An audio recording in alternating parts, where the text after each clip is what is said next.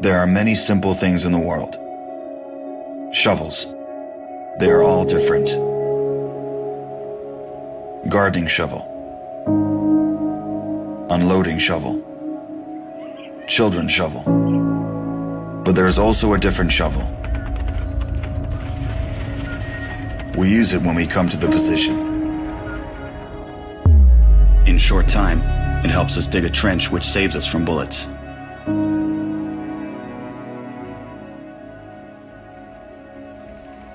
If a tank will pass over the trench, there is a high probability that it will not cause any harm to the soldier. We dig in the ground, deeper, and then connect the trenches with our friends to the left. In just a few hours, trenches are all connected.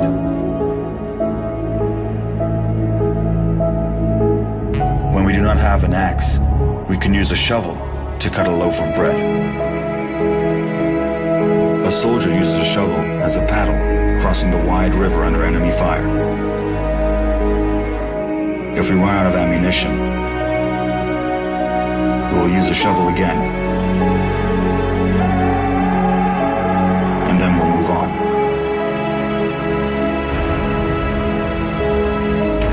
And when we get the order to stop, we'll take a shovel again and build around us an impregnable fortress. This fortress is defended by the army of Ukraine, our army.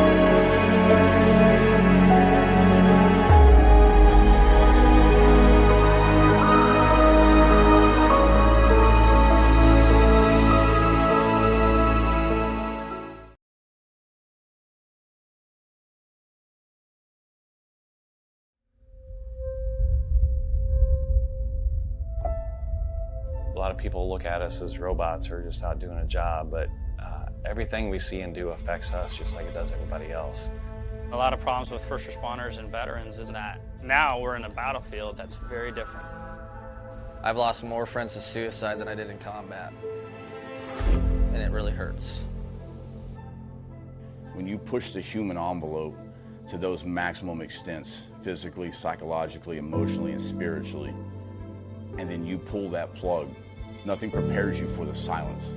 Nothing prepares you for that void. You can't come that close to death without it having some effect on you. I'll never forget my wife telling me, you know, you're not the same Brett that I married. What War Horses does is it puts you in that environment to, in essence, look in the mirror. But that mirror's that horse. And that horse is going to tell you where you're at. You got to relax. You got to calm down. You got to slow your mind down and just think about this one thing, controlling that horse. The first thing we do before we get on a horse, we breathe. Let go of everything. Let go of everything in your head. If I don't let go of everything, I cannot be present with the horse. It's magic. I just started crying. It was the first time in my life that I literally let everything go.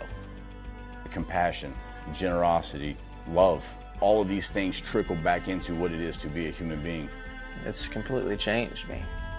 All the confidence I had lost, it started coming back working with these horses. They've given me my life back.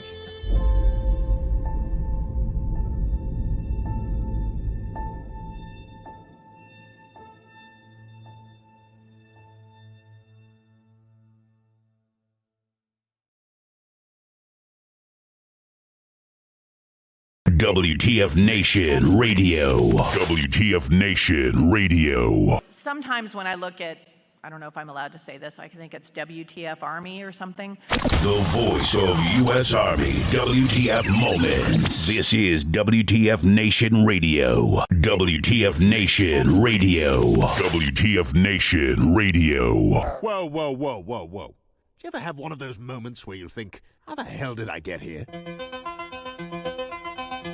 Jeez, what happened to me? I was ruling the galaxy, had a cherry new battle station. I mean, this place had an omelet bar, a straight-up omelet bar. And now look, my former intern's tossing me down a bottomless freaking pit. You know, come to think of it, my whole life has been a series of what the moments.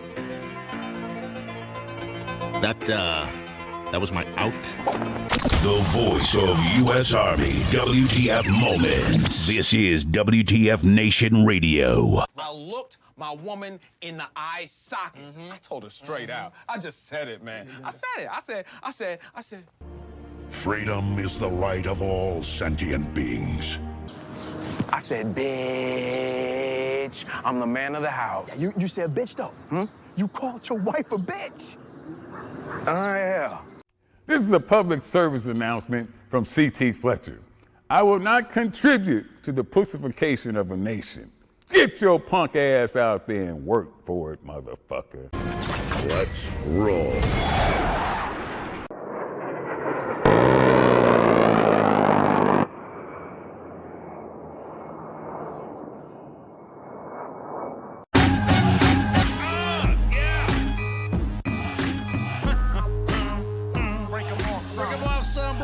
Nice your hosts. Had a I wouldn't say an argument, but a back and forth with somebody in the chats, and he's demanded that he comes on. And my gunner in the gunner seat is the coach. What's up, man? You there? Did your mic take a shit already? Coach? The coach? Did my mic take a shit? Yeah. You're live now. Yeah, great. My mic takes a shit just as I'm getting a great intro. Yeah, Damn. Oh, well, then I'll just go ahead and say it. What do you hear? What do you say? What's up, man? What do you hear? What do you say, ladies and gentlemen? Good evening. Oh, man. So, real quick, I know we're going to get into the discussion of the of what we were talking about, the games and stuff. So I know I'm glad you decided to jump on and you know, to shoot the breeze. Also gives Shipwreck a little bit of a break too, so that way he can hang out. Yes, I'm going to dispel the rumor. Everybody, yep, I see you in there, Branko. Somebody left a message in our inbox today, and she, if you don't know who she is the she's on the One Punch Dad. Do you know who she is? She's the battle captain that we know as Samantha. And well, let me just show you real quick. Let me just show you what Samantha's got to say for today. You guys don't know who she is. Here it is. There we go. Let me put that back up. Still was titled. I was kind of blushing a little bit this morning when I got this, so here it is. Hello, Ice. Happy birthday from your dream girl, Samantha. Thank you for steering the ship that is the WTF Nation Radio. You do such a good job, and you're so handsome. I'm just playing with you. Happy birthday. I don't know how old you are. I can't imagine it's very old, but I hope it's a good one. I actually had to work on my birthday this year, which is fine. It's okay, but I just, my boss is, well, happy birthday, Ice. Be good. Take care. Oh my God. Okay. So yeah, yes, it's true. It's my birthday. So thank you so much for, Samantha. Oh, Samantha. She's the girl that the S3 always messed with, that I always demanded to see Samantha. And I was like, where's my girl? So there you go. Happy birthday, Ice. Yes. I'm in my, I think I'm 65 now. I can't remember how old I am. Thanks, Gary. Yeah, I'm of age. I'm old enough. So thanks again for all the love and in the chats and all that. I'm not much of a, I don't know how to receive, birthday greetings. It's just kind of like, oh shit. So, hey, you're old enough that you were young when the Cowboys last won a Super Bowl. Bro, you ain't lying, man. Which was in 1991, I think. Or what was it? 1990, 1991 or something? I was like, 95. God damn. Yeah. Oh, Lord have mercy. Oh man. So, real quick, there was a post that was on the Where is it at? Let me look at it. There was a post that somebody talked about, and I just thought it was okay. And they decided to send something in and wanted me to tell you guys or talk to you guys about it, which I said I would, and as part of my monologue. And let me pull it up right quick. And there we go. There's the.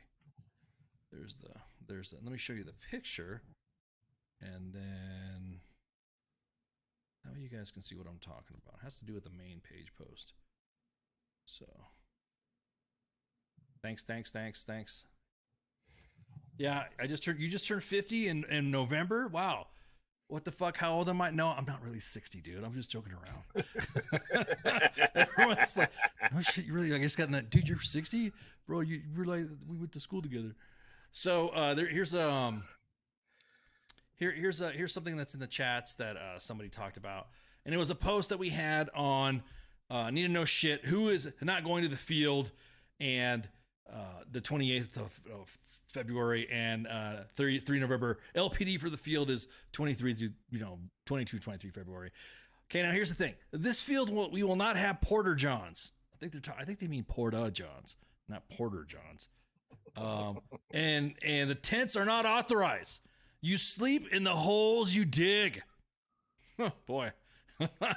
Tell me about it. That's some lifelong advice right there. Yes, exactly. You sleep in the holes you dig. That is good advice. 10 February. Seaburn Champer. Champer. What the hell's a champer? I think it's a chamber. I think they were talking about. No, is that the same as a porter? Yeah, exactly. When did I join? The government divorced in 30 years. Exactly. Oh, you're talking about my age again. When my retirement ceremony happened, they said that I joined the Army in 1945. So, hey, why not? Anyways, for Land Nav on Thursday, 0700 weapons draw. No MRE plan ahead. And 0800 start time. PMCS mass weapons clean. And let's see. What's the other one? No PMCS. No exceptions. Flick, which is a light fighter vest, which basically your vest that holds all your joints. And then no exceptions. And then military water source and gloves. So much to take in on this, man. So much to take in. The thing is it's how do I say this? When we saw this post, I was kind of like, do you really have to have a freaking I get carded at bingo all the time? You know it's not 26? The candles in Ice's cake tonight. Well, wait till she pops out of it. We'll see. Anyways. Because I got the club after this, baby. Anyways, somebody talked about the do we have like, I think it's going back to, why do we have to suck when we don't have to suck? You know, it's like, and so, you know what, man, let me go ahead and say you mine, and I got this right here, and then this is just an email, or I always get messages and stuff, and I always tell you that even though our emails are not, we're not going to give you the information, but this individual wanted me to read this over the air, which I wanted you guys to talk about. It says Sergeant Major. They can still call me Sergeant Major. I don't know why. You can call me Ken or Ice, whatever. A recent post on WTF Moments has got under my skin, and I want to ask you to publish something, if you will. Okay, cool. And he says, some of us have lived through the, quote, good old days where we abused each other and ignored the regulations to make us stronger because we were at war, and that's what it took. And let me tell you, after living through that and more training accident, deaths, suicides, and preventable illnesses and injuries that I can remember in my TBI rattled brain, it was a lie told by Cold War veterans that didn't know what war was and never actually follow us there. Trust that there are regulations to protect us for a reason, and your role as a leader is to enforce them and protect them from those that would ignore them. And understand, no matter what you do, war will be unexpected and uncontrolled, and only those that have been there will understand that the fight to tide of stupidity and the undoctrinated will be the breach that will strengthen us. That's so true. Yep, that is. Yep, that was so true. So, yeah, shit. You can remember at the beginning days, I was in at that same exact time too. The beginning days, and all the people that were stuck as Cold War vets and came up and never deployed before, Desert Storm or Desert Shield, Desert Storm. Even though they were in some area, none of them were the ones that were actually, telling us the unexpected shit. They were all trying to maintain the freaking, the old Cold War standard of everything else like that, and trying to keep all of their doctrine that they put in there. Yeah. Basically, it's fucking them over and, trying to ensure that they get ahead. Well, they're fucking yes keeping men. up with that. There's like Yes. they're yes men. What makes me mad is that we have all this awesome gear that the Army issues us. Even back in WW NOM, the Operation Desert NOM, we had good shit issued to us. But there are leaders out there, because they sucked in the past, they felt that you needed to suck too. That you have all these baller ass fleece jackets and stuff and all these cold weather gear. Nah, we want you to stand in 10-degree weather. Like that, again, One Punch Dad kicks it off pretty good. When he says the Sergeant Major said, no, you will doggone what crap, you go to formation in long sleeve shirt, shorts, and maybe a fleece cap. It's that bullet BS. And what was funny was that we got somebody went off on the main page. And yeah, back in the war of 90-11-12, my dearest Jessica, Operation Iraqi Freedom. Which, stay tuned. There's going to be there's going to be the anniversary of the invasion of Iraq, 20th anniversary coming up. That's going to be 20th anniversary, bro. Damn, now that makes me feel old. Yeah, dude, 20th anniversary, and there's going to be some stuff, all organizations that are going to be talking. I can't wait. I was invited to be part of a reunion-like event, a multimedia type of thing. That's going to be cool. I can't wait. With my bros, my brethren's 10th Special Forces group. So I can't wait, man. It's gonna be awesome. It's gonna be some fellowship, some reconnecting, some brotherhood stuff. 20 freaking years. Yeah, so, but anyways, I think that the days of, because we had to suck, you now have to suck. Now that we're not in an Infinity War, I think needs to just be done. Just if you want to have, because again, like you were saying, there was guys that spent an entire career weaving and bobbing through the global war on terror that didn't deploy. You talked about that stuff too, about guys who like to shit talk about what they've done, and then they fucking. Your enlistment date was September 10th, 2002. Crazy to think it's been that 20 years. Yeah, that's right, man. Damn, King. King, man. Yeah, I could go back a little bit further than that. My enlistment date was in '89, so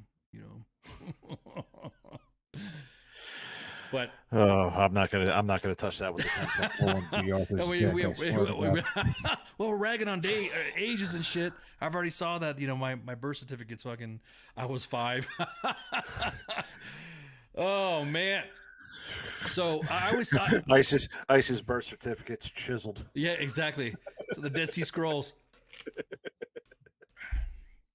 But 02, 09, yeah, 90. See, so, but what that was a good point that the individual asked me to read out. It's that you don't have to make all this suck because you're trying to be hardcore. That isn't gonna that's not the Army anymore. We're not in war right now, so there's no need to I guess you would say throw suck at you. I guess, does that make sense? You just don't need to do that. I never thought that, I don't know. There's no need to regress when progress is actually there. Right, exactly. Well, yeah, not to mention the fact that you also have my uniform written in cuneiform.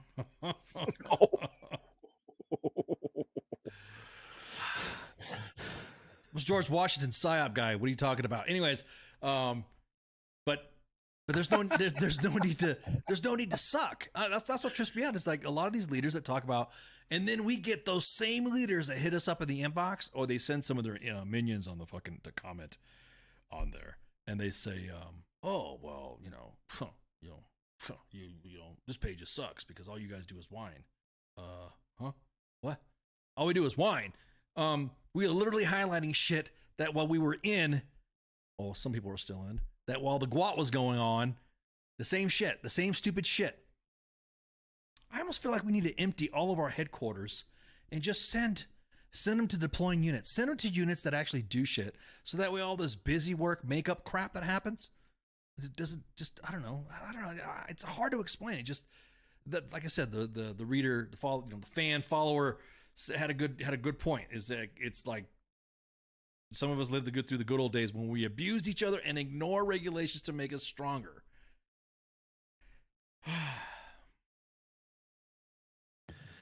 But what we're ignoring though is we are ignoring the people for the mission, and we're just trying to use the excuse, or they're trying to use the excuse of the mission and trying to toughen us up because we don't know what's expected when we do know what's a little bit more what's expected, just to try to build character out of it. And all you're really doing is just alienating people.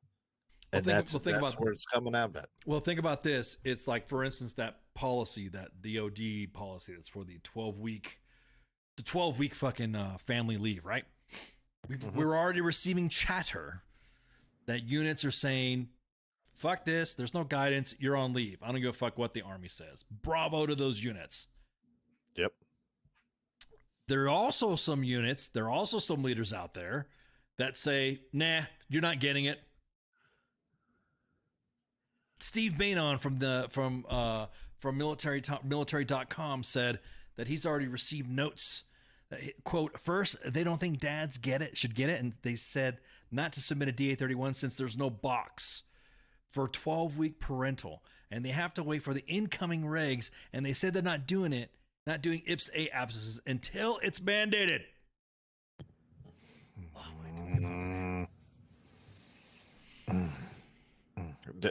Don't understand stupidity. You know what? Maybe I do understand stupidity. And the only way to kind of relate this is if you're in an abusive relationship. Just because you're in an abusive relationship, either growing up or something like that, you're used to a certain level of abuse, and you want to continue that abuse because the life that somebody else has needs to be as shitty as the life that you had before. And it's a cycle, and it needs to break. Yeah. Oh, exactly that, Chakotay. Chakotay. I was watching Star Trek, my bad. That Chocolate, Chakotay. Sorry, I got my Mexicans mixed up. Mr. Chocolate. I might as well just call you Chakotay. You should change your name to Chakotay. Like you're, put Luis Beltran as your freaking, profile pic. I'm sorry. I was watching Star Trek today. Very sad that the woman who played the Borg Queen, she passed away of cancer today at 45. So, yes. Yeah. So it sucks. So it's really sad. So what was I talking about? Oh yeah, the postpartum leave. Yeah, the postpartum leave. It's like 30 seconds. 30 seconds to make. Here's what Chocolate said. The 30 seconds to make a baby doesn't equal 12 weeks of postpartum leave. Whoa. It takes you 30 seconds to make a baby, bro? I'm not taking it that long. Okay. It took me 23 years. We're talking about the physical chemical reaction procreation mix. Now without a tasking order. Exactly that. But it's funny they like to use the DODI on other stuff. Exactly. So I kind of just laugh at that. I'm in the RGB on terminal leave. I will change my name to Chipotle, not Chipotle, Chakotay. Who played Chakotay? He was Captain Janeway's first officer on Star Trek Voyager, who was part of the Maquis Resistance. I'm not trying to nerd myself out, but I'm just trying to nerd myself out. Spell hard to hear. Chakotay, Chakotay, yeah. That's just like it's like CAHKOTAY. So Robert Chakotay, not Luis Beltran, Robert Beltran. Sorry, I got the wrong. and Chakotay's reason for failing the CMP hearing test. So did 90% of us. That's not an excuse. Exactly. But my point being is this: is that we don't have to suck. There's no need for Big Sarge to go out, and it seems like Big Sarge is also pronounced like Coyote, but spelled with Chakotay, Chachoty. So you shouldn't have to freaking add like I don't know. I didn't realize armying was so fucking hard for people. I didn't know it was getting to this point where we're going back to the good old days of when WTF Moments was blasting everybody. Because you notice we're like, that the units are getting just blasted left and right now. There's 2 stories that are going on right now that are about ready to get blasted. One in the unit and one in an organization. Can't wait. I remember back in the day when Jose had a breaking story every week. Yeah, I'm about to say now we're just blasting shit. Jose's not needed. You know what I mean? It's just like, fuck, Look at this shit. Look at this crap. It just blows me away that the Army, when it comes to something that is so simple, like, I don't know, fixing fucking housing, BAH stuff, unfucking barracks. That little clip that I played earlier about the Secretary of the Army talking about Army WTF or WTF Army, whatever she was saying. She actually said that during a town hall in Hawaii. And we're just gonna keep posting. There's gonna be we're not making this shit up. Fuck. Because then if it wasn't, if it was, then we posting memes. Exactly that, Josh. Blast them all. Blast them all, I say. Blast them all. There you go. So I quite honestly, I think that it's pretty fucked up that everybody I don't know, the Army is regressing. Something is happening in the Army right now that I can't fucking put my hands on, put my fingers on, put my lips to. Seeing that I'm a little anonymous on here, have you also noticed that this regression happens when a certain political party is in charge of the executive branch of the government? The executive branch of the Army, Jesus Christ. Yeah. Recruiter Time says, put them all on blast and let the comments sort it out. That's right. That's what's happening. That's what's happening. Yes and no. And I say yes and no because when W was in, when I was in, y'all didn't have fucking Facebook. When W was in, it was, I don't know, we had like a focus. We all thought we had a focused mission with the global war on terror. We must kill the terrorists. We must fight Al-Qaeda. You're either with us or against us. Come to my ranch. That was W. So we were like rallying around that. Really the military was like, if you said something needed to happen, support the troops. Yeah, it happened, right? Yep, I remember. and then we had fucking, Obama jump in there. It was kind of like off and on. Jill Biden, she was this second lady. What is this? The second lady? What do you want? Second lady, yeah. When she's the VP. And Michelle Obama did a lot of reforms for veterans and wounded warriors and stuff like that. She was part of the assistance to a lot of. So I kind of like it was like off and on. You know what I mean? On certain things they were kind of like fucked up that they weren't paying attention to, but on other things they were paying attention to. That was, you know what I mean? And then then D. Treasy just comes right in and just says, I don't know what the fuck you guys do anyway, so what the fuck ever. I honestly think we gaslit D. Treasy in a lot of shit. That's just me. I think we gaslit him so much about how much whatever, and I would have gaslit him too. I'd have been like, hey sir, hey Mr. President, if you want to do some shit in order for them poll numbers to go up, pew, I think you need to just go ahead and just let us rout ISIS out. And then he's like, I'm going to kill ISIS, and then bam, there we go. You know what I mean? Next thing you know, ISIS was fucking like whatever. I want to increase, counter-terror operations. It'll look bad. It'll look bad on you if you don't do it. Sure as shit. What happens? We're upping up our terror. Yep. We're increasing it out there just for political points. All these accords that everyone wanted to bring up. The Qatar Accord. What was the what were the negotiations that they had with the Taliban that we were going to be plotted out during a specific time and this. That was around 2019 or so, before COVID kicked off. I remember, I think I can't remember the exact what the name of the accords were, but they did meet in Qatar to discuss with it, and then the Taliban once one time, and then like they pulled out the next, and then they obviously waited for that abomination that happened in 2021 to occur. So Right, correct. So some of the thing is that it was signed in early 2020.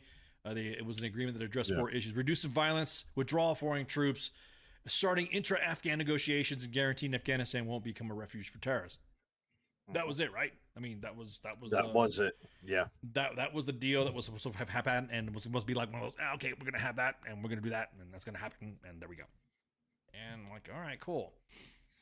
So the mix between that and the different administrations is that what do I blame D. Treasy for undergoing those negotiations? No, I don't, because dude, it was already coming up to 18 fucking years when we were involved in this shit. And how long was it going to take for us to be? Why were we going to be there? You know what I mean? How long was it going to take? Well, 20 fucking years. We're going up on 20 years, and we're still not figured shit out in Afghanistan. We went in there just totally, completely, fucked up. Mm-hmm. So, to answer that question about, do you think it's a party thing? I think yes when it comes to priorities. Then I think no when it comes to other stuff. So yes and no. Yeah. That's why I was like, it's not really. But yeah, exactly that. Recruiter times, the savagery that we needed from our government to our enemies, D. Treasy provided it. Exactly that. Recruiter times. Mm-hmm. Coming on TV saying that an ISIS leader died like a dog. He died like a dog. Yeah. Oh shit! Do I got to bust out my D. Treasy right yeah, now? Dude, yeah, you do. I don't do D. Treasy very well because I don't pay attention. So go ahead, imitate. Go ahead, go. We got the leader of ISIS. He died like a dog, He's gone off the face of the earth. Now somebody get me a Diet Coke, and how are my poll numbers? Exactly. So the whole pull out, the whole everything like that. Look, I'm gonna make some pull out jokes here.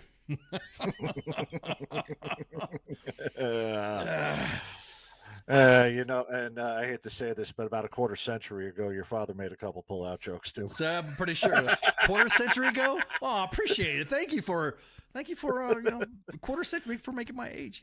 I said 26 was not how many candles you were on, so I figured I'd go a little bit better. Well, I appreciate the age compliment. By the time the end of the show's on there, you're going to be 10. So let's put it this way: when it comes to going to war, we do real good inserting ourselves. You know what I'm saying? We really good. There's some serious insertion going on, and we like to feel our presence in there for a little bit. But our pullout game was weak. Yep. Our pullout game was weak. To help that. I don't know. We're still waiting for this. I'm still waiting. I'm still looking for notes and stuff like that for the great AAR, the after action review of the withdrawal of Afghanistan. There was a Marine his name is Stuart Scheller, who went online and posted a video and said, hey, this is fucked up. This is this is that. Actually, a lot of people agreed with that, but because of his alignment to what his political beliefs were, they went after him. No different than any other fucking officer. And that's another thing, too. There's an officer, an AMC, the Air Mobility Command general, who said that you got to be ready to fight war with China and ready to fight tonight and yada, yada, yada, yada, right? And so that's kind of like that's been like our rhetoric lately. We're going to go to war with China. Yep, 2 more years and we'll be at war in China, according to that. I don't understand why everybody general. got mad. I don't understand why everybody got mad at the AMC general. But going back to what I was saying, though, what was that? A good old you got your DD-215 with your, I know. I got my retirement award after my DD-214 was closed out too. I know the feeling. I actually got a couple other awards too that came in. I was like, oh shit. But I think I think the criticism of it, agreed. Yes, some parties hold more favor to the military on, and I think what we're doing is that we got so good at war. I wouldn't say go so good at war, but we got so good at doing that. Yeah, I'll admit it. We did. Actually, I'll take that back. We did do good at war. We do good at going to war. We do good at that. But our garrison life just fucking sucks, dude. Our garrison, working with the VA, wounded warriors, behavioral health, housing, morale, command climate. Proper compensation with the VA, not just the healthcare portion of that. Correct. Dear God, yeah, engagement and trying to get everybody out. Oh, wait a minute, hold on. That sounds like my line of work. Yeah, it's been a rather clusterfuck, and it's great things. Here's something that I do want to kind of bring in because you're hitting my freaking spot right now. Send it. All right. We bitch, gripe, and moan. Some people bitch, gripe, and moan that the government should not be taking care of certain things like health care. The government should be taking care of, freaking automobiles, taxes, whatever, all of these things that, one side says that the government should be taking care of, like social issues and shit like that. But at the same time, us veterans, we anticipate and expect our government to handle our transition and to take care of us after what we've done for them. Now, there's a little bit of entitlement to this, that we expect our government to do the exact opposite of what some political party that says that they support the veterans does for us. We want it ourselves, yet we say that other people aren't going to get that. In the way that I see this is that there are plenty of non-government organizations that can fill those needs that we need as veterans and as transitioning veterans. And they would do a better job with less bureaucratic bullshit. Yet we still demand that our government take care of it. We're what the hell's the thing? We're being hypocritical is the best way to say it. On a lot of things I would say, yeah. I mean, not to mention the fact that we're being it's like, for instance, the Army says, hey, if we're going to do this, and we're like, for instance, right now, currently, there are soldiers that have said that they need to make ends meet. They need to get enough money because of inflation, yada, yada, yada. And rent around certain installations are just too fucking high. The rent's too high. And then rent's too damn high. Rent is too damn high. And the next thing you know, the Army puts out in a message, well, then apply for food stamps. And I'm like, that's not what the issue is. The issue is that the inflation is too high for our service members. And then, of course, what price do you put? I always like individuals that like to say, well, if you're collecting retirement and you're collecting VA disability, then you're collecting government. You're collecting governance stuff. You're almost welfare. Like you're a welfare, and you're collecting like a communist. And I'm thinking like, whoa, hang on. First off, every single LES, and I'll say it from 1989 from 1989 until the day I retired in 2018, all had my federal income tax taken out. Guess where that fucking money's going? So really, you're paying into your VA disability, and you're paying into your fucking retirement, and whatever the TSP that they like to, move up and down. For exactly. Oh yeah, I got the green bar one, the jump system. Yeah, exactly. Mm-hmm. I got my LES on the jump system too, the green bar one. Miss Line Letter, you thought, yeah, exactly that. You always thought exactly that, Chocolate. You always like, hey, shit, I'm gonna get oh, check this out. I got 125 days of leave. No, that's just your leave balance from. you actually got a leave balance of 5. You're like, damn. Yeah. So, but I know what you're saying. Your ATS balance. It's that entitlement that veterans do. I don't like saying that we push it, we overdo it. But if you have signed your name on the dotted line and you're conducting a profession that is actually fucking you up, that is actually, had you not been in the military, you'd be okay, and you'd be a civilian Joe, and you would not go through the same ailments and everything that everybody, whatever. Well, nowadays we can't trust fucking government anyways with news of what science is what for any ailment nowadays. But I'm just saying, I'm just talking about military service specifically, is that when you do that, then you should be compensated. You should be, it is that entitlement that you get, just like the GI Bill, just like, service academy appointments if you're a POW, or if you're a Medal of Honor recipient. So there's a lot of things that come in with that part of the contract, and I fucking hate Veep. Yeah, I just came in just at the tail end of Veep. I hate when people like to shit talk about veterans, saying, "Oh, that's so fucking cringe." They feel like they're so entitled, and they talk about it's so bullshit. They talk about how freedom and all that, and they hate the government. Well, look what you're collecting a government will check. Well, yeah, motherfucker, we paid for it. We paid our fucking taxes. Yes, we did. We paid FICA. You know, that little thing that said FICA meant that my retirement, FICA, that means my VA disability, that means I paid into it, even though we know that taxation is theft.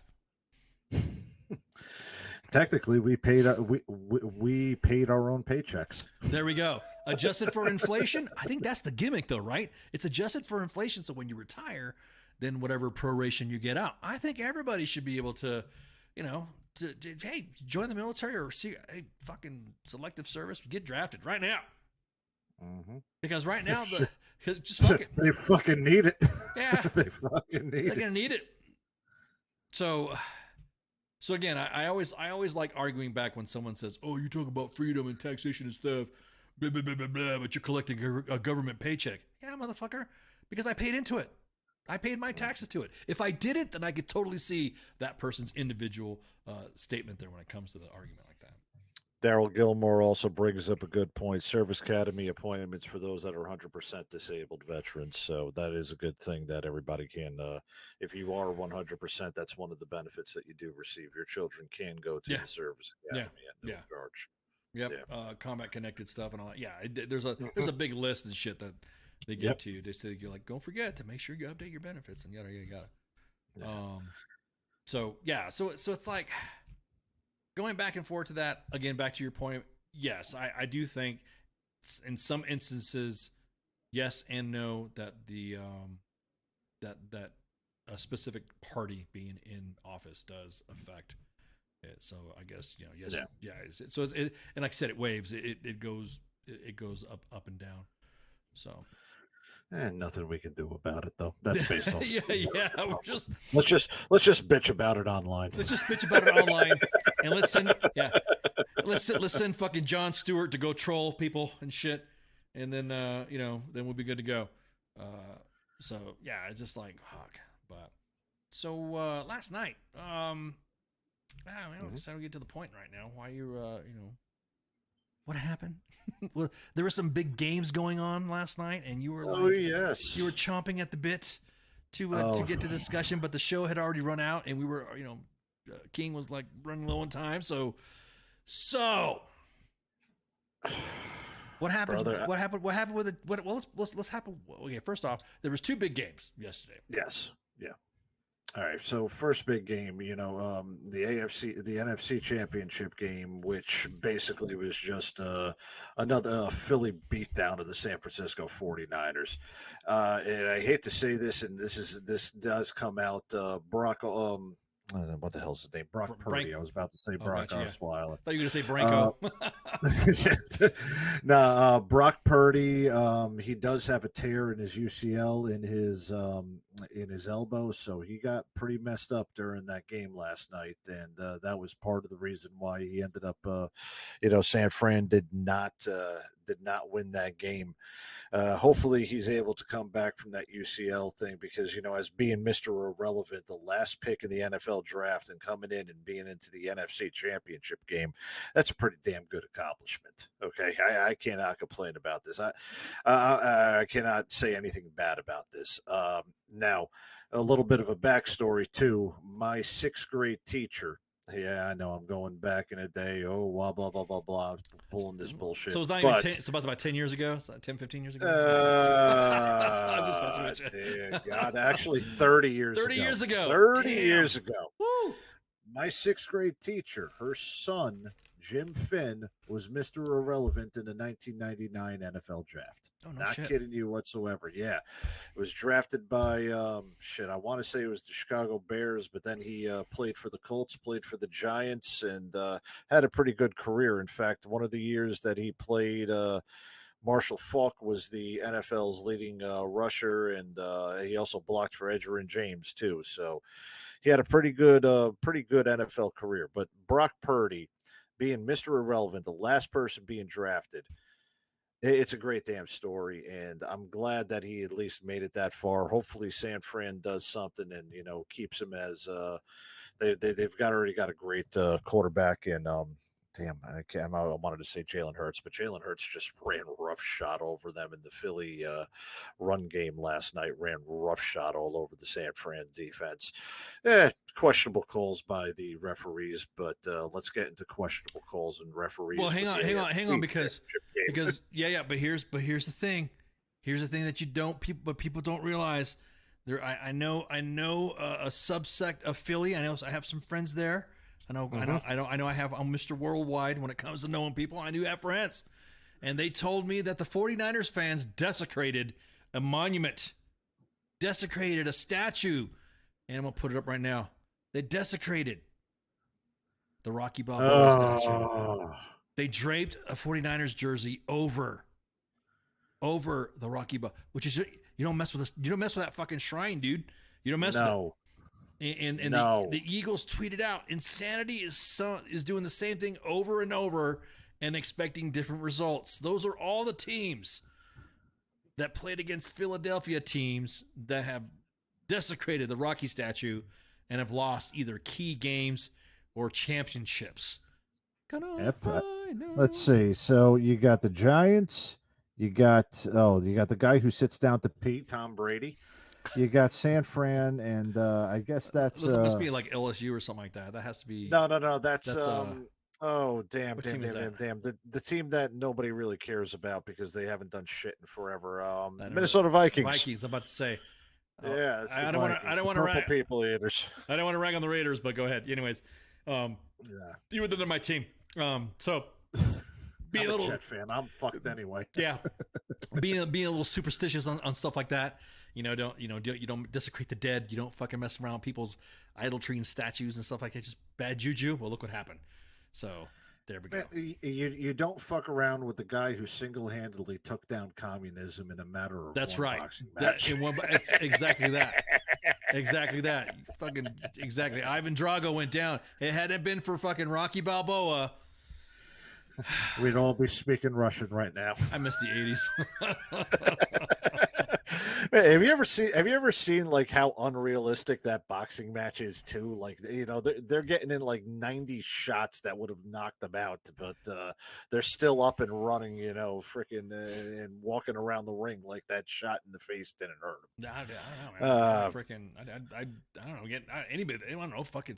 I mean, think about it. Then Dolph Lundgren or Sylvester Stallone or Carl Weathers or even Mr. T, punching you in the face at that. I don't know. Even just acting, I think that fucking hurt. You know what I mean?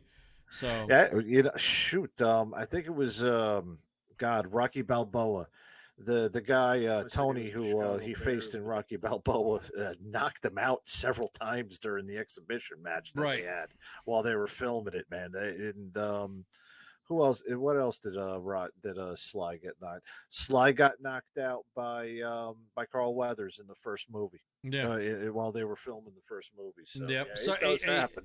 Yeah, I see that. Somebody just sent me a message. Hey, Taylor Savannah, if you say who you are, you just got banned.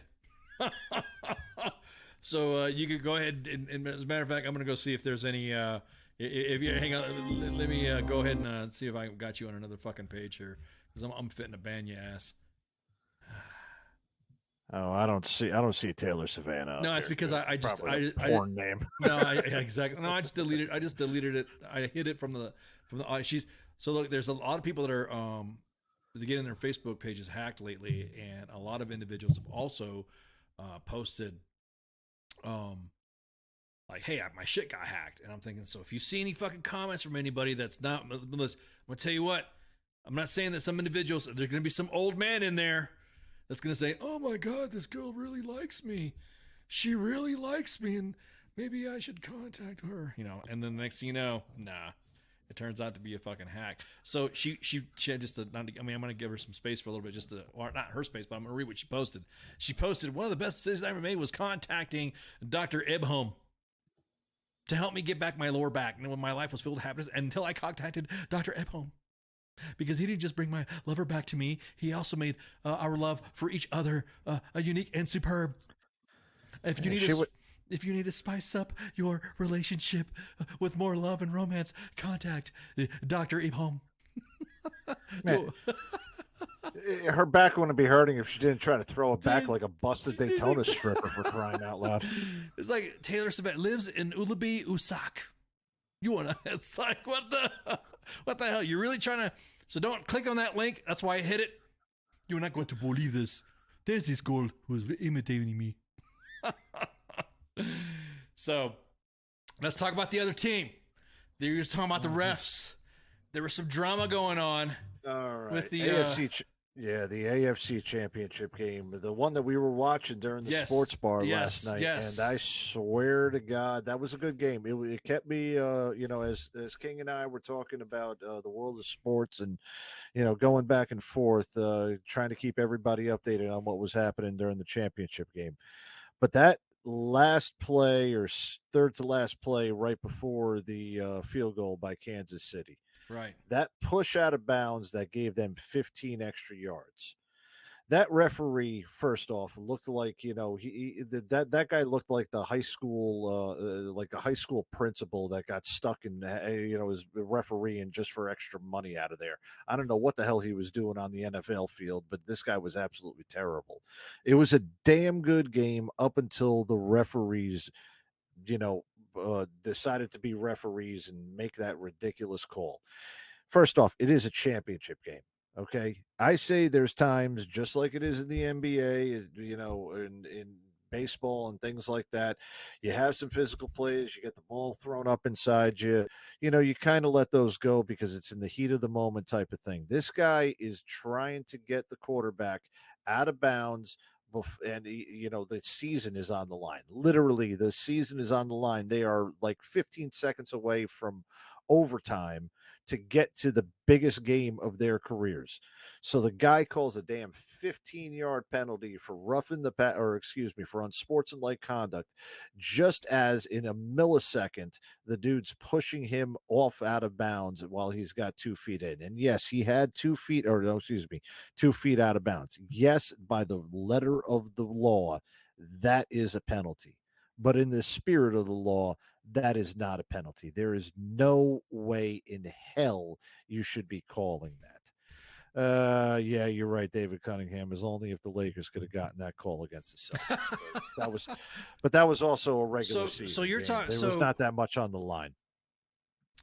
So it's like, so was it considered? Everyone was talking about it being a late hit call, and what you were talking about here. Let me pull it up on the web. And you're saying when Mahomes got knocked out of bounds. Both feet were out of bounds. Both feet were out of bounds. But as you can see right here, and as he is going, you're given maybe about a quarter to a half a second to say whether or not he was going to push him. Now he was already in the push position while Mahomes was inbound, and he was already going after him full speed, correct, waiting for him to get out. Yep.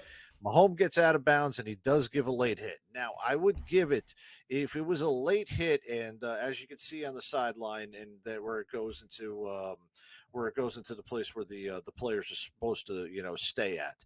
That entire sideline right there, that whole white area should kind of be a little bit of a zone and a safe zone.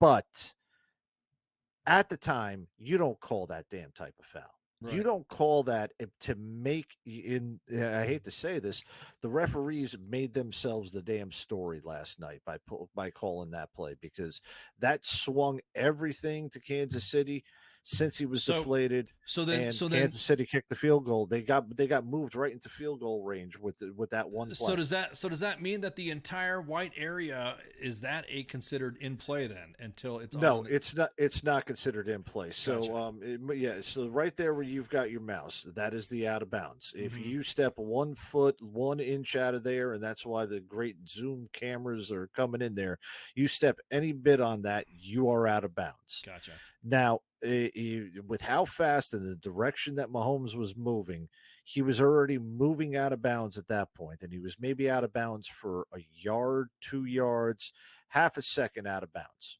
And so it looks like already pushing him. It was already. Well, that's what I'm saying. I always thought it was Heather said it's a body in motion. Like they were already. Yeah. There was already their momentum was already carrying them forward. Does that make sense? Yes. So very much so. Yeah. That's the way I saw it. But what was what was the other bad call that people were freaking out about? I don't know which call they were talking about because as I was looking at the game, I mean I had it on the closed caption, so I didn't hear anybody booing or anything like that. So, but that was the one main call that I did see that was a pretty damn bad call. There was a holding call too, right? There was a holding call at the beginning of the drive. I don't recall it though. Yeah, let me pull it up. Yeah, let's pull that up real fast. Let me grab it up, and there's not gonna be no sound to it, so that way we don't get zucked. Oh, that's fine. That's fine. So we'll go ahead and we'll get that up right there, and then. And everyone's saying that there was holding calls that should have been made. Yes, there was a holding call right there, and linemen always end up finding themselves in some type of situation where there's almost a holding call on every single play. You can go ahead and also say that 57 was somewhat holding, even though that is a pretty damn good block. But that was a gratuitous, and if you can actually call it a face mask, with what he's done, with what Cincy did with what the Kansas City did with number 46. I don't remember the guy's name, or 96. Mm-hmm. But that was a gratuitous hold call that happened on that play. That was never called, but that is not a reviewable play.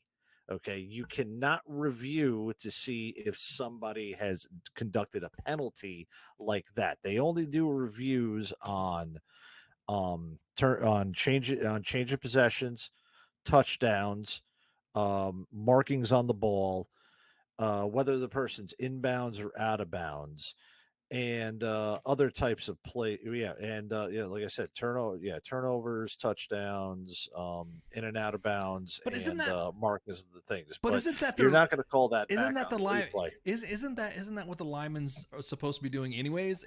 That's like textbook blocking. That's textbook. I mean, I didn't see holding on. No. Wrapping your arms around him, especially up that high, is considered holding.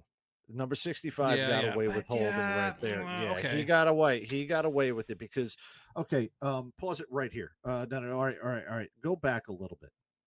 Let's go back. Keep going. I'm actually right here, number 57. Gotcha. Okay. I want you to see where his hands are right now as well. His hands are up there by the face incidentally. But now let's go a little bit slower to the next frame. All right. Let's keep it going. He brings his hands down. And as he is moving, here he is pushing his hands right towards his chest, getting the guy out of the way. That is a textbook block. He didn't have his arms wrapped around him to impede any type of movement, which is the thing that, everybody has. That's what the actual holding is. Now, if you also look at it too, 57 has got him by the damn, by the pads, and is holding his pads up on there too. So there's two hold calls on that play, and both of them should have been called. And that's the line judge's area to take a look at both of those calls. Gotcha. Line judge didn't do a damn thing. But the damn line ref freaking calls that damn out of bounds out there and made himself the damn the topic for I'm gonna say made him the topic of Sports Talk Radio and made him the scapegoat for the entire city of Cincinnati. Yeah, made him they made him like the enemy of the whole series, and then see people are sending me memes right now about it. And then there was hey, what happened to the sound effect? Because we kept saying Super Bowl and we didn't get zucked. Yeah, we didn't get zucked. Yeah, sorry, I forgot to say that we can't say the while we're playing. So everyone sent me some memes about it, and here's one that was really, I thought was pretty funny. Game recognized game, and there was that. That was that meme right there with Mahomes and the freaking ref sharing jerseys, trading jerseys. So I mean, that ref looks like a damn bus driver. He really does. He looks like a New York City bus driver. I'm telling you, it's just like I was watching it. I'm like, that's why that one holding call, and I'm thinking, is that holding? Is that if we got to the point to where we got into where we just can't let shit like that I mean, that's like you can't let it slide or something like that, or you can't. That's what and that's where I was coming from as far as where that play was. Gotcha. With the game, with the time in the game that was happening, last 2 minutes of the game, and you have all of these athletes extremely exhausted, tie game. The biggest game of their careers is on the line. You should just let the players play. Right. And let it happen. Let it happen. There's been plenty of instances where the athletes might have gotten a foul, might have done something to screw them over and gain an advantage. And unless it's absolutely blatant, you should swallow the whistle and let the players play. And they didn't. But now the NFL's got their two best teams into the Super Bowl, and it's going to be a great Super Bowl coming up here in 2 weeks. I will say that I'm going to be enjoying it, and I might ask King, and are we going to broadcast during the Super Bowl? Are we going to have a live cast of the Super Bowl while we're watch along? Yes, there's going to be a watch along. I've already got my wings ordered. There is going to be a watch along for. And so, I'm gonna I can't wait. I'm looking forward to this because I'm not a Chiefs fan and I'm not an Eagles fan. So any dumpster fire that happens on this game will be glorious. It's just because that's just me. I'm a Raiders fan, so like you said, you're a Jets fan, so it's not like it's any freaking it's gonna matter. Just watch watch the dumpster fire. Oh God, I used to wear my Jets jerseys to every Super Bowl, and then I finally gave up because by the time that the Jets actually do win the Super Bowl, I'm going to be 6 feet under. Well, the only game that I wore my jersey where the team won was the Army Navy game. When we were all about the all Ironside stuff. Yeah, I think King and I are actually going to head up to this year's Army Navy game and go check it out. I'm going to have enough time off, and I definitely want to do that. All right, PZ, take a ticket. The Jets are still a team. Yeah, exactly. Okay, now there was. Yeah, they got uniforms and everything. Yeah, the Jets. they're still part of the NFL. So looking at the there was you were talking about the Lakers and the Celtics, and you thought they all fired. No, just the offensive coordinator. So what happened? What happened with the Lakers? What was the?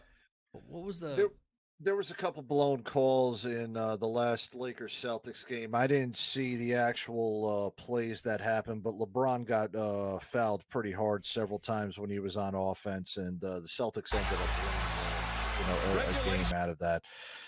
Look, it's also the regular season, and the Lakers, ever since they've gotten Russell Westbrook, have looked like shit. So whatever the Lakers get, I really don't quite care.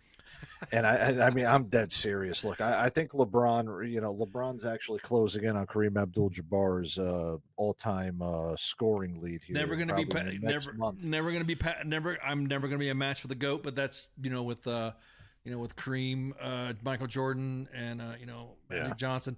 Those are just ones that played. I don't know. I thought they just the era of those guys with Larry Bird. Those are the 80s and 90s were the golden years of the NBA, and then right around the start of 2000, that's when it became the Me First League, and LeBron's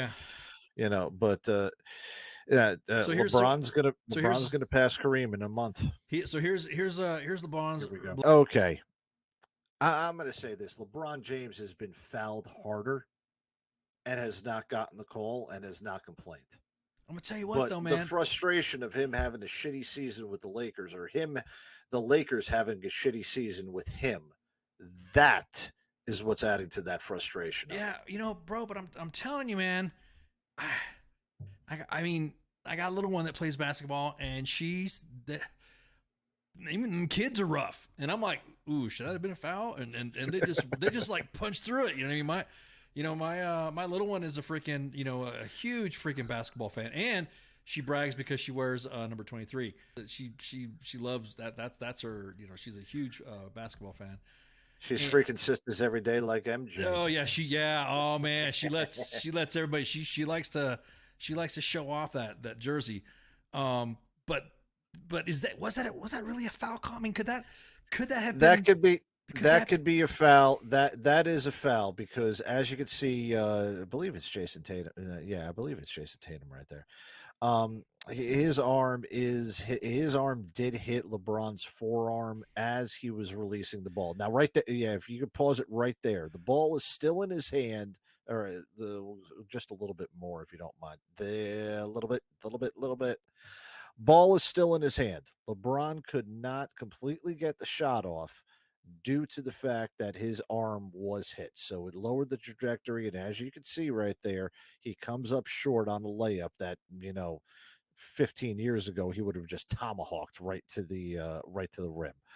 But Tatum did hit him in the arm, and that is usually a foul. But it's a ticky-tack foul. Yeah, but it's like, that's what I'm saying. Is it really a big deal? Was it really a big deal to hit? You know what I mean? For him to. No, cause he hit his left hand, the one that he was shooting on. He did his left arm. He didn't hit his right arm.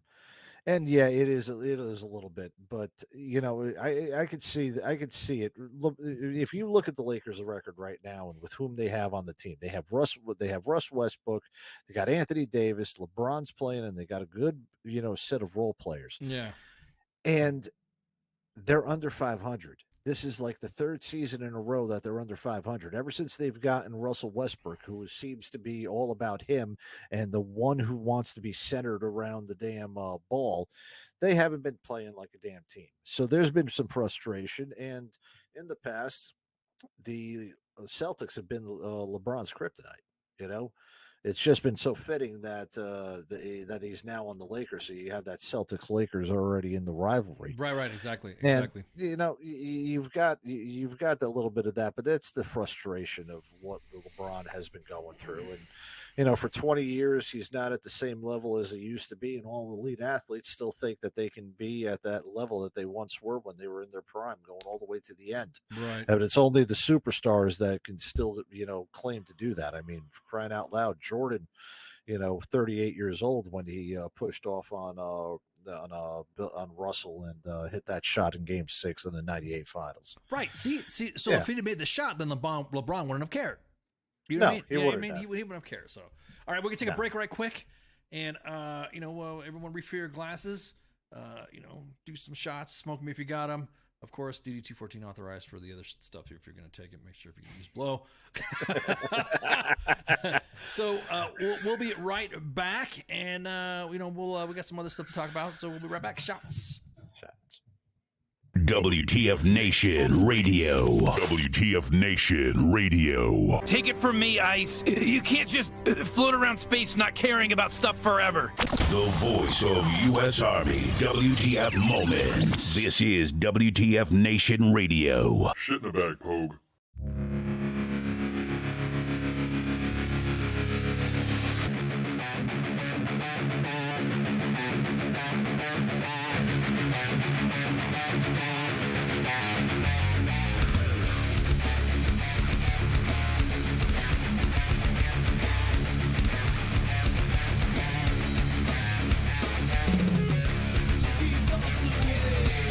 Nothing feels the same. Let it all be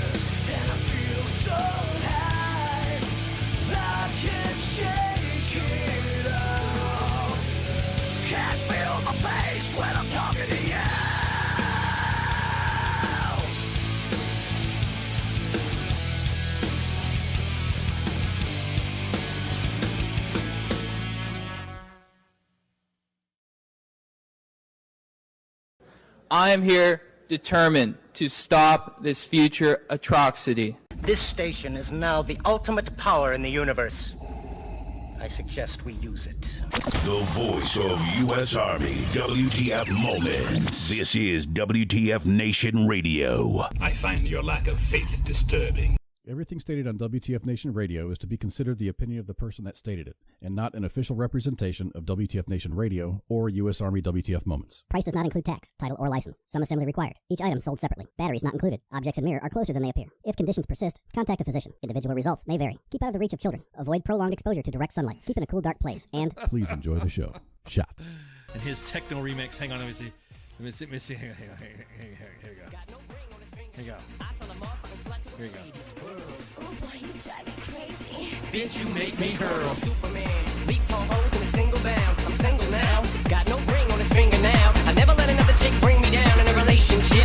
Save it, bitch, babysit, you make me sick. Superman ain't saving shit. Girl, you can jump on Shady's dick. Straight from the... Sorry, I had to...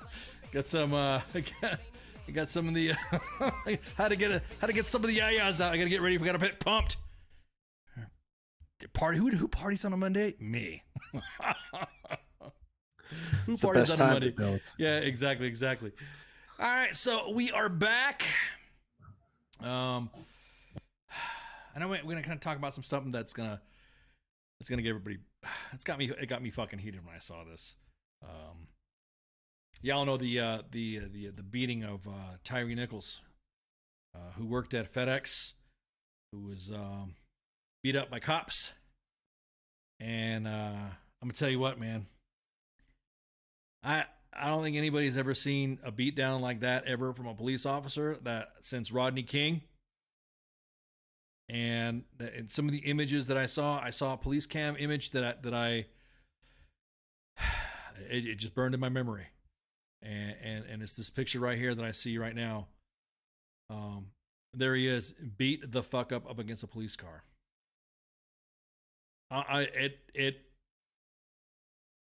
It's hard to fucking support the fucking blue and support our law enforcement people when you have individuals doing this fucking shit. I don't give a fuck what was he pulled over for or whatever. Nobody deserves to get their asses beat to death. I could not. I want you guys to look at that fucking image right there, okay? These are individuals that have been sworn to protect us, the citizenry. And now you know why fucking people don't trust cops. It's unfucking. Rumors are flying about why this was done the way it was. I'm not gonna play the whole video of the whole body cam and different videos and stuff like that. But I just wanted to show you that fucking picture so you could see it. That it's unfucking acceptable. Unfucking exactly that cause. He's taking the words right out of my mouth. I don't care if you think that he deserved, maybe he should have complied. I'm tired of that fucking line too. No amount of compliance. I'm sorry, if I'm getting my fucking ass beat, I'm running from the fucking cops too. Yep.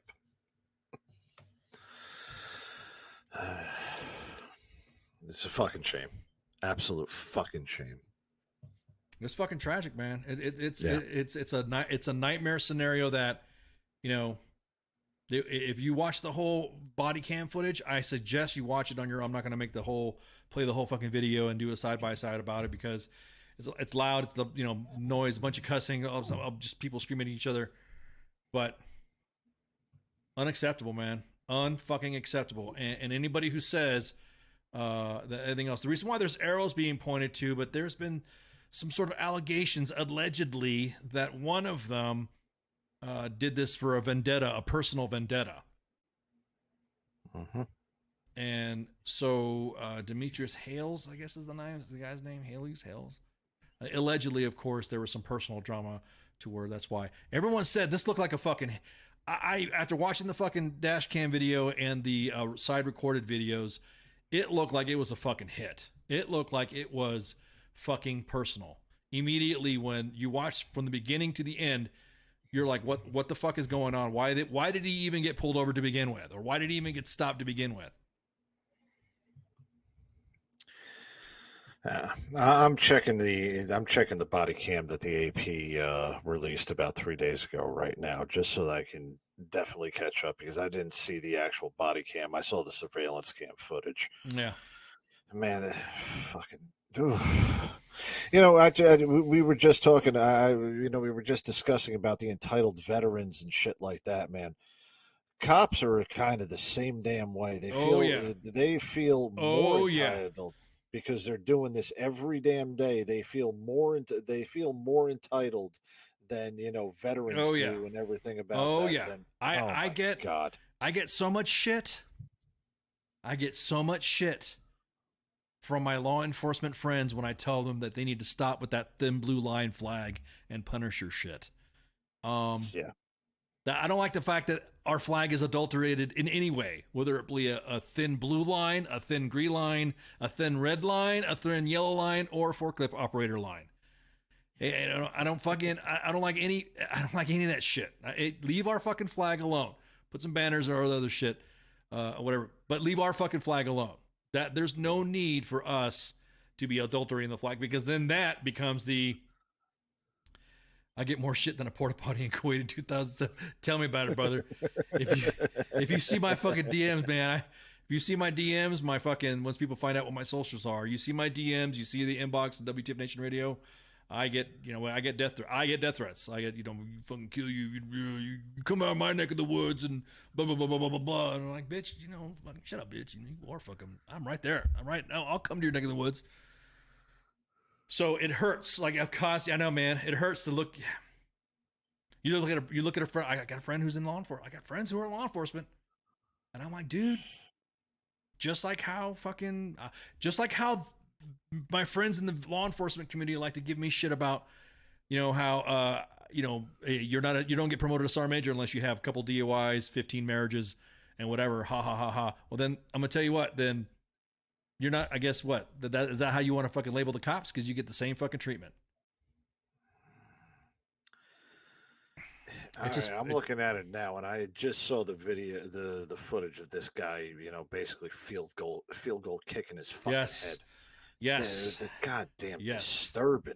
This cop, while he was on the ground, soccer kicked him in the head twice. So hard that it injured the other cop kicking him in the head. Jesus Christ. So just breaking right now, Memphis Fire Department has fired two EMTs, and a lieutenant over their actions the night he was beaten. Good. Yep. Good. Because if they didn't because the EMTs do it, then right, that's a discussion, another argument. I'm not an argument, but a good debate that I have with my law enforcement, friends, my Leo buddies. I always say, how come when you guys shoot somebody and you cuff them, like I get it, you think he's gonna get up and shit, whatever, but but like if you see that he's clearly bleeding the fuck out, why do you like wait to get him on the ground? You know what I mean? It's just kind of like because you see a cop shooting, guy shot. Hey, I'm sorry, that's their protocol. Once the individual's down and the threat's neutralized, they have to provide aid, right? Or actually, let me take that back. In case of Uvalde, there's been precedent where cops aren't required to help you because some people told me before, and I'm like, Jesus fucking Christ. But anyways, I never understood that. I never understood how come once you're cuffed up and you got blood or oozing and you're not or you're twitching or you're not moving. How come you don't see the EMTs immediately run after? Or since the cops are now being provided with Narcan, sprays or something like that, why don't they do the same thing? Got that right there? Not one person on the fucking scene there when Tyree Nichols got beat up stopped to say, hey, maybe this is like, what the fuck is going on? What are y'all fucking doing? This isn't us. That image, man, I can't. Goddamn disturbing. I looked at that image and then like, dude, they just propped him up there. Yeah, exactly that. He was a cadaver right before they walked up to him.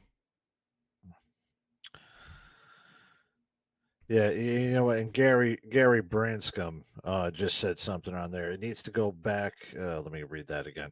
It needs to go back to not wearing a representation of the flag on your clothes. We did lose all pride about this. that thin blue line shit has kind of come out a little bit more on supporting the cops and having a symbol for the simple minded is the best way I can say that. I cannot stand behind the cops if this is the way that they're going to act. If they want to act like assholes and entitled assholes, thinking that they'd get away with doing something like this, regardless of how pissed off they are.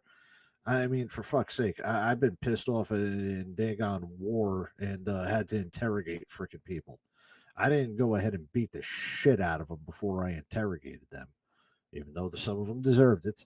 I had to show some type of goddamn restraint. Well, there's also just These people did not show any yeah. freaking restraint, and it fucking pisses me off. Breaking is a sixth officer now has been suspended. Good. Well, trust me honest, that these guys made bail. It's like if you're, I don't know, I need some legalese or something like that to explain this to me. That I thought that when you got busted for murder, or you were charged with murder and you were fired or something like that, you wouldn't be allowed to be posting bail. These guys posted bail.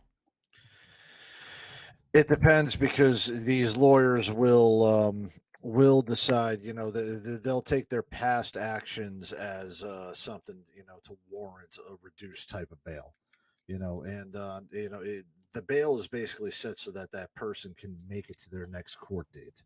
That's part of the reason for it, not just so that they could be out of jail for that, but it's whether or not they pose a flight risk, whether they pose, you know, a risk of leaving the town, going out on a lam.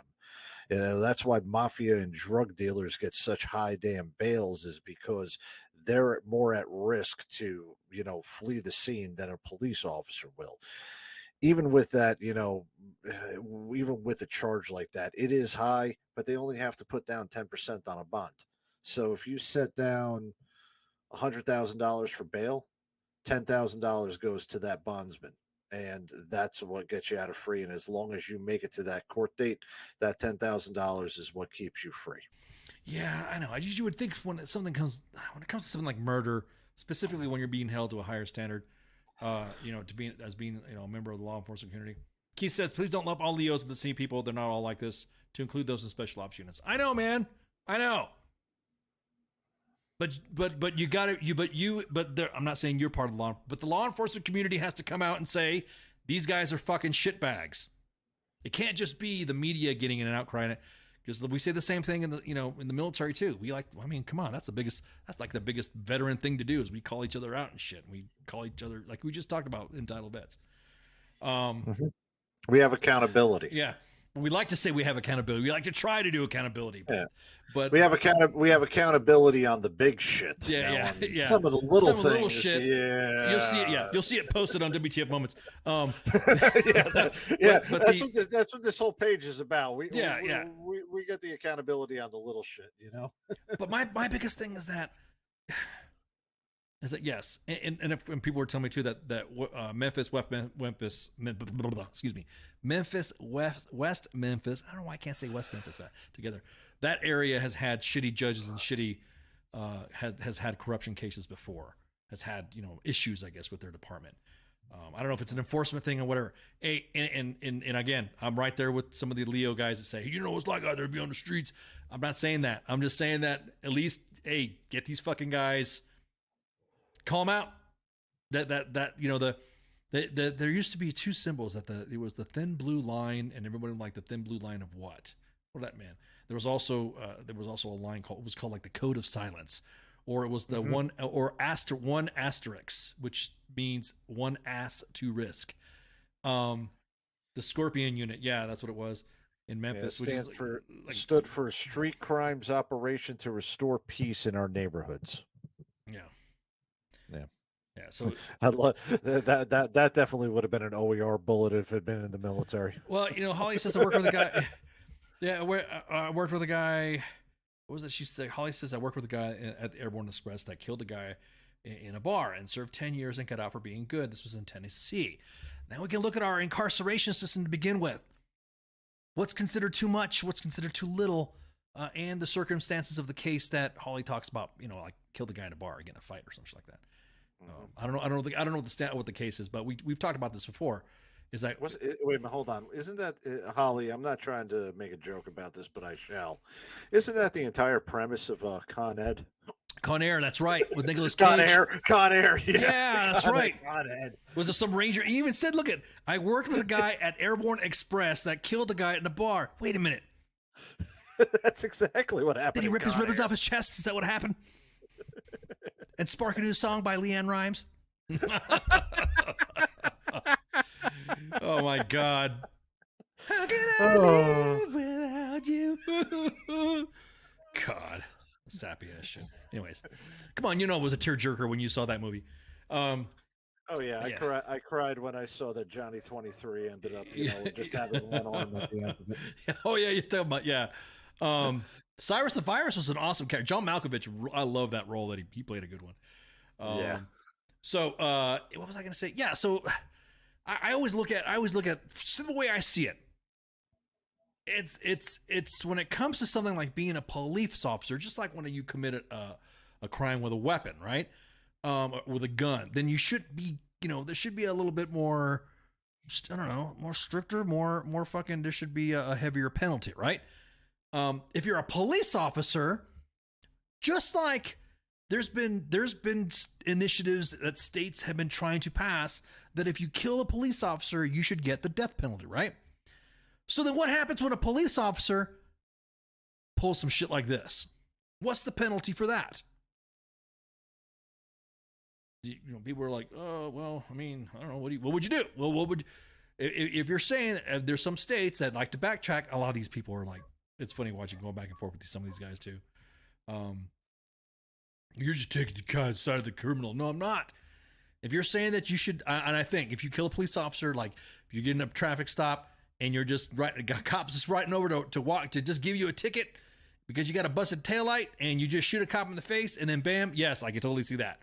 So then what's the standard for the cops when they fucking do something like this? What do you do to them? Standard should be exactly the same. Right.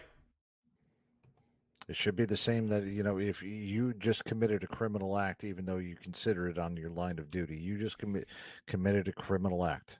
And, you should be held accountable to the same standard. And Correct. That's a damn shame. Yeah, exactly. Exactly. Oh. So that's just me. Sure. That's just, I love my Leo brothers and sisters. Should be, Keith says, should be the same punishment. They're supposed to help, and exactly that, Keith. It should be harsher. You took an oath. Exactly. Just same thing with serving as well. That's why I always look at serving when it comes to things in the military being a little bit harsher when it comes to that, because I like to see, that's the standard that we try to display, and specifically with dealing with the citizenry. They're depending on us. Us, I'm not a cop, but they're depending on the police officers. They're depending on, I don't know why I said us. I had some beers with them cops, okay? We were shooting the shit about stuff. So, I hang out with Leos. I hang out with, members of the federal law enforcement peeps as well. So we have discussions and we shoot the shit. And I think personally that like the comments are saying, it's a higher standard to be with. You're upholding that standard. Uphold that standard that, hey, I'm agreeing with you.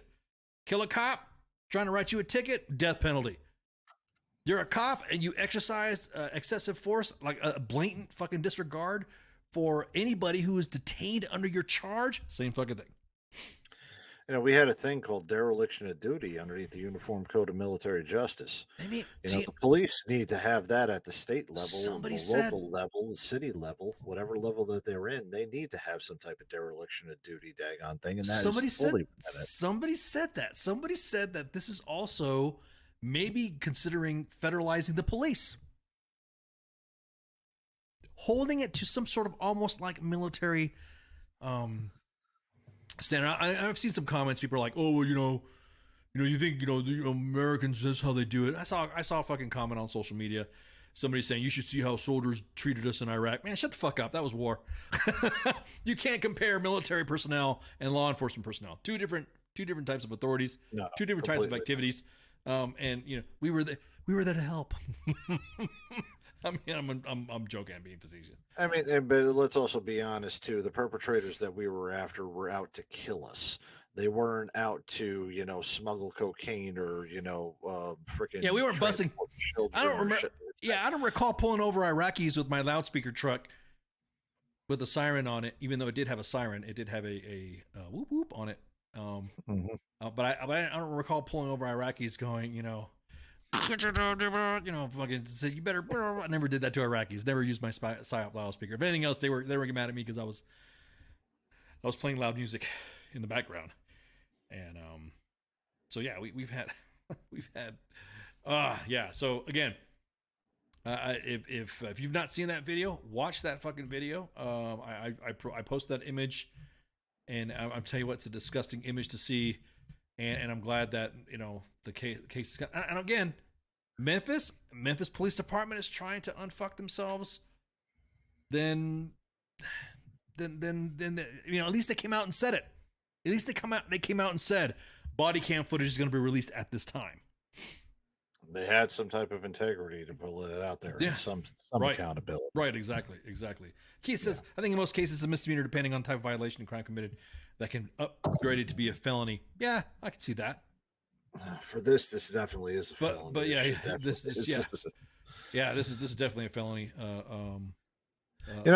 And maybe that's the incentivization that some of these police have. If you commit these types of crimes as a police officer, none of those crimes are misdemeanors. Every single one of them are a felony. That's a good point. That's a good point. Holding them accountable. That's a good point. Yep, exactly that. All police officer activities like that committed are felonies. I think we've seen there have been some cases where police officers have done time. They have gone. You're talking about the violation of the oath of office. Yeah, I don't know. Maybe you could add that as a stackable charge on top of that charge that you've already done, Keith. I could see that. But again, watch that video. Hearts, fucking fuck, dude. I don't know what to say.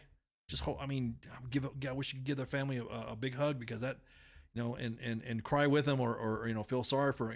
I don't know what to say, man. It's just like disgusting. It's just fucking sad. It's unacceptable. And if that's the way cops are fucking acting like that, now of course, before we go back and forth with what racist they were, it didn't fucking matter. Cops doing shit like that, fuck that. They need to be held accountable. Period. No matter what the race, whether they've been white or black. Yep. Absolutely. But I will say, and I'm not trying to get into any type of racism or anything else like that, but had it been a different race of a cop that was doing that to him, I think there would have been far more violence. You think so? You think that the race of the cops being that way, that it would have been? I hate to say this, it's just the way of the world. It's just a societal thing that you see. Anyways, that's not no. I mean, of course, people people are gonna pick our words apart. Anyways, every time they watch the But you know what? I will also say that we're also a little bit more desensitized for the brutality of cops because as we've seen over the last decade or so with the cell phone cams and with all of these other cameras and the transparency that everybody has, we have seen these types of situations of cop escalation or cop using some type of force, whether it be in excessive force or deadly force. It's almost a nightly occurrence on our news, and we're a little desensitized to come see. No, you're right. Yeah, no, you're right. So you're right. It's almost come to a point where when we see an unfortunate when we see a terrible incident like this, we're just like, oh fuck, it happened again. Yeah, that's a good point. I didn't even have to see. You didn't even have to put race involved. You just saw it happen, and you're like, fuck, man, fucking cops kill. It was. It's fucking sad as fuck, man. There's no other words I can say. It's just sad as fuck. And again, it just sucks. So, yeah, the streets would be on fire. Society believe we become more of a spectators and interventions. Yeah. Holly says, I come from, we don't call the cops family. Yeah. I hear you. Woo! As much as I got friends that are cops too. I don't tell them all my fucking stuff that I got going on. Shit. I'm not saying I don't trust them, but I'm just saying I don't trust their friends.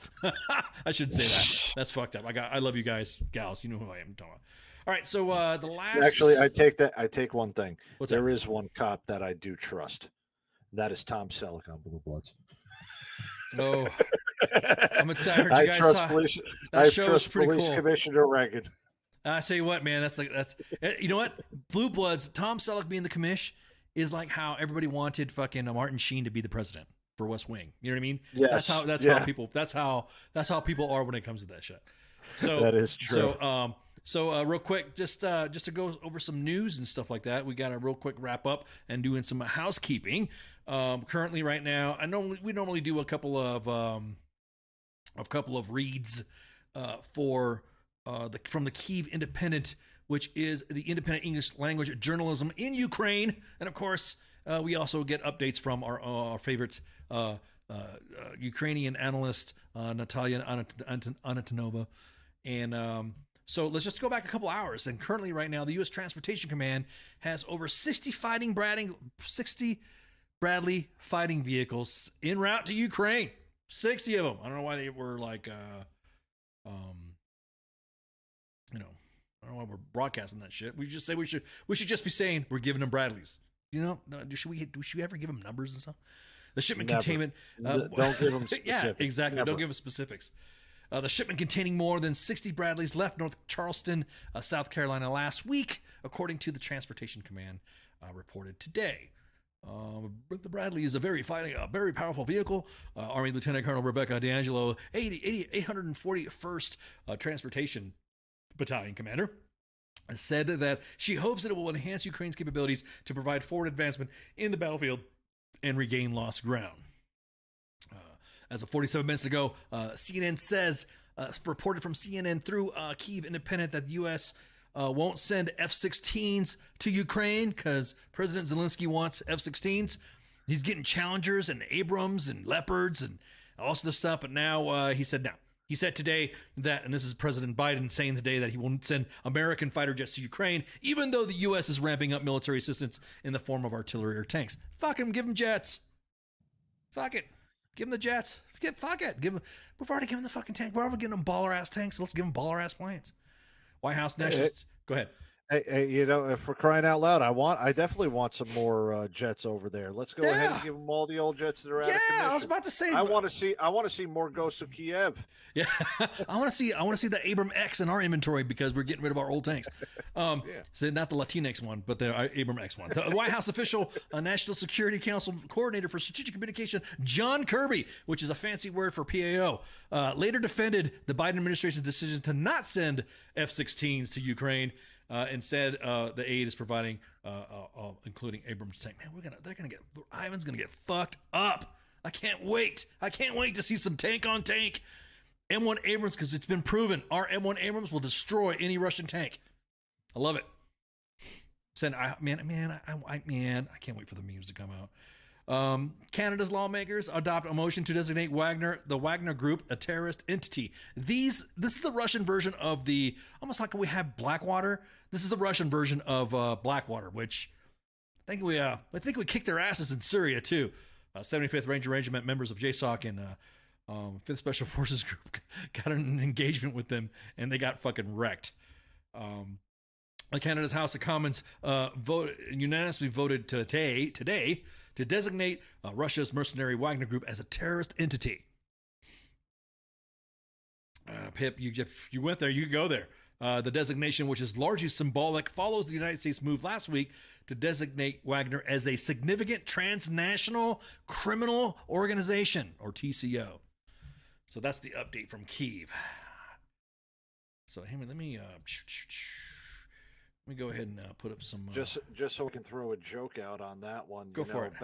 Back 10 years ago, we only knew Wagner because Wagner sucked cock, or at least that's what he said on the Porta-Johns in Kuwait. Now, apparently, Wagner's a terrorist. Yeah. I got to go there, that's bro. That's what happens when you get your name written on the damn Porta-John. The Porta-John, that's what happens, man. You get nicknamed as something. God, you're so mean. You're such a meanie. You're such a meanie. Yeah. All right. So we got. Let's see what do we got going on. We got so tomorrow. And so you bleep on that one. Yeah. Okay. So.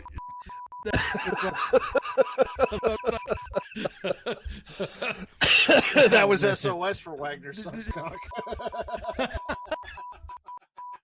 Oh, I'm sorry. This beep thing that we have. If Gates was around, so shit would fly. Okay, so tomorrow we're not gonna have Pop Culture Warrior. Oh wait, let me pull up that baller ass slide that we have. The slideshow we got. There we go. Pew.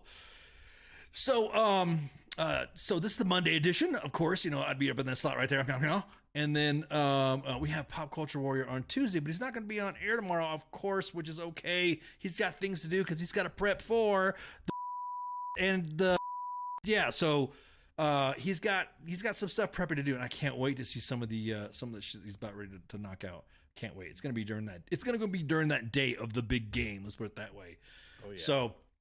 Anyway, so Tuesday is going to be a no show or no broadcast. You might see some memes or something like that. You might see another From the Ashes radio. Some of our friends out of Castle Rock, Colorado, that are going to be on air, and they got a very special guest too, and I can't wait to see that. So we'll just share that on the main page on the radio timeline tomorrow in place of Pop Culture Warrior. And then what else we got? And then Wednesday, man, we got the Smoke Pit. Man, I'm telling you, TZ and Radar, that is becoming my new favorite show. Bro, everyone's everyone's saying that the Smoke Pit's what's up. That's where it's at. You know what I mean? So I'm just proud of everybody's freaking shows doing good, man. This is so awesome. This is the shit, man. That's what it's all about. So you got the Smoke Pit coming up on Wednesday. Hang on, let me get next to him there. There you go. Pew, there you go. So the Smoke Pit is on. Yeah, he's secure. He's securing another guest on his OnlyFriends page. No, come on, man. The CQ is wholesome and pure. And besides that, he's only got a Patreon. He doesn't have an OnlyFriends. Yeah, exactly. He doesn't have a Patreon. So, so Wednesday is the Smoke Pit with, of course, TZ and Radar. And then, oh shit, Sergeant's Time's coming up on Thursday, on the 2nd of February. I'm right there. Pew, so you look down right there at that little Thursday show. And then Friday Night Freedom, of course, with Kaz and Pookie, Eric Christensen. He's going to be on Friday Night Freedom to talk about his latest documentary, Unmasking Hope, released on public television the 23rd of January. It talks about those who've survived trauma. It's gonna be a good show. I can't wait. And then then what do we got going on for what's the next one? Police all those damn cigarette butts. A certain show that comes on Sundays. That a certain show that I was about to say what show are we talking about? What's the? Yeah, we're talking about Mr. King's show. We're talking about Mr. King, the sports bar. Yeah, but pew. Yep, that's right. The sports bar with you, the coach, and the real King Smith. So I'm talking about. These shows are getting good, man. These shows are getting good. I can't wait. Yes, there is planned for a Sunday show. A Saturday show. I'm sorry. So we're going to be 7 days a week. And then all next week, we're going to be in and out of the station, in and out, because we have the game. We have the, and that way we can't, is it close? I know I'm just getting ready with my censor button here. So that way the NFL doesn't get the ass from me saying, but at any rate, we're going to be PCW is going to be on location. Pop Culture Warrior on location. King Smith, I think, is doing some stuff too that day. There's going to be so much stuff going on. Yep. There's going to be like a pre-game show, post-game show, during the middle show. Damn. Hey, it'll definitely be better. It'll definitely be better than the Rihanna halftime show. Well, why you got to? I like Rihanna, man. What's up with that? Man, because in the words of Stephen A. Smith, Rihanna ain't no Beyonce. Ooh. Why? Oh, man. Oh, come on, man. Oh, man. I'm just quoting Stephen A. That's all, man. Okay. That's all right. Gotcha. That's messed up. I like Rihanna. She's all right. Yeah. She's got a lot of angry, angry men, angry women against men songs that I think are like, wow. Damn. Maybe Chris. Yeah. Anyway, I won't get into the Chris Brown jokes. Kyle and Jackie Start coming on Friday Night Freedom next week on the 10th, and then we have let's see, we got the Farpoint convention going on the next weekend as well. God, we got so much shit going on. Our hosts are out and about. And then Buck Wade with Stop Soldier Suicide is going to be on the Monday edition on the 13th of February, and then we have John Lynch for Pop Culture Warrior, and man, he's got Ashley Gutermuth. And then and then we also have Mike Wingert on Pop Culture Warrior. Man, he's got like guests booked all the way out to fucking Debbie Mae West. He's got out. And who else we got? We got Sean Kanan going up, man. He's got so many guests all the way out to April. It's unreal. So pay attention to the socials. Pay attention to the tweets and the socials and the IGs and all that. I can't wait. What happens when you spill carpet cleaner on your carpet? You got to clean up. You have to clean the rest of the carpet with carpet cleaner, because that way your carpet will be cleaned. Your carpet will be cleaned. There'll be that one clean spot that you're probably going to have OCD about and go, God dang, man, maybe I should clean that out. But anyways, share, like, and follow all of our posts. Like I said, we are live on, let's see, we're on Twitter. We can't comment on Twitter. We're on 2 Facebook pages at U.S. Army WTF Moments and WTF Nation Radio. You can comment in there. We're on YouTube. And then for the gamer kids who don't like to, hear us on those old boomer platforms, we're on Twitch. And there's also a Discord page in there. And I think maybe we should have a Discord party. I've been on Twitch all night too. I've had that running in the background on Twitch. That's awesome. I think we should. Yeah. Maybe we should have I don't know. I'll talk to the gamers and see if we should do like a Super Bowl fucking Twitch party or something like that with the Grunts Gaming Network. So. Oh yeah. Who are the sponsors that pay you guys? Wow, nobody pays us. David, nobody pays us. We're nothing but volunteers. We're here to serve the cause. Is Twitch, is that compensable by the VA? Depends what kind of Twitch it is. in where you got it. Geek for Ice. Thanks. I think that's it. I think we're good to go. Thank you guys for hanging out with us. And Coach, thanks again. Absolutely. Thank you for having me on. Yeah, for sure. And again, wait a second, buddy. What? I know you want to go ahead and get going, but today is kind of a big day. So, Ice, just let me serenade you for a moment. Happy birthday to you. Happy birthday to you. Happy birthday. Happy birthday to you. Happy birthday, Ice. Thanks, brother.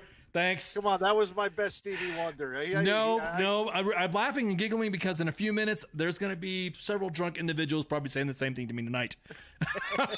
So I gotta thank you so much. I appreciate exactly that chocolate. I'm only 28 years old, brother. That's it. You dinged me there on my purse sack. I'm only 28 years old. Thank you. Yeah. But again, thank you for thank you all for the birthday wishes. I appreciate it.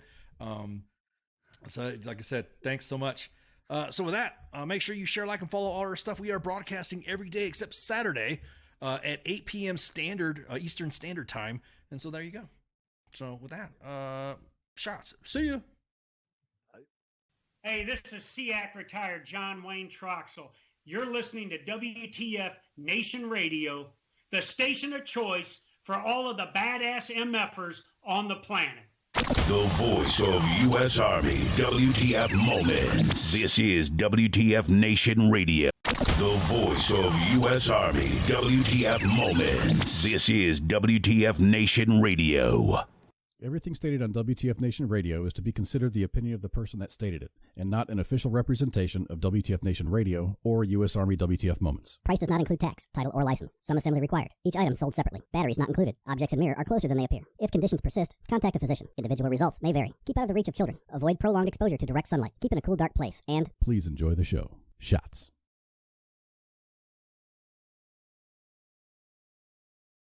You get to see somebody who's never been around a horse who's scared of horses.